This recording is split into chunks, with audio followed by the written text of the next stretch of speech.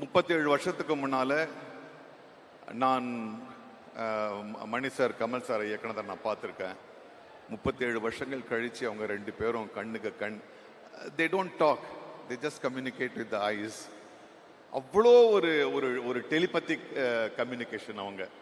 நான், அசோக் செல்வன், சிம்பு ஒரு சீன் பண்ணோம். படத்தில் வந்து ரொம்ப முக்கியமான சீனு. மணி சார் வந்து ஃபஸ்ட்டு அவர் டிசைன் பண்ண மாதிரி அந்த காட்சியை வச்சார். அப்புறம் கமல் சார், சிம்பு, எல்லாருமா சேர்ந்து அது திரும்ப வேற மாதிரி இருக்கலாமே அப்படின்னு ஒரு பேச்சு வருது. இன்னைக்கு இருக்கிற பல டைரக்டரில் நான் தப்பாக நினச்சக்கூடாது, நான் சொன்னதை தான் பண்ணுன்ற ஒரு பிடிவாதம் இருக்கும்போது மணி எங்களுக்கான ஒரு ஸ்பேஸை கொடுக்குறாரு. அது வேற மாதிரி வருது. இல்லை, நீங்கள் பண்ணுறத இப்படி வச்சா வராது அப்படின்னு சொல்லிட்டு ரவி கே சந்திரன் வந்து இல்லை நம்ம இங்கே வச்சு எடுக்கலாம், திரும்பி அவர் வந்து அந்த லைட்டை மாத்துறாரு.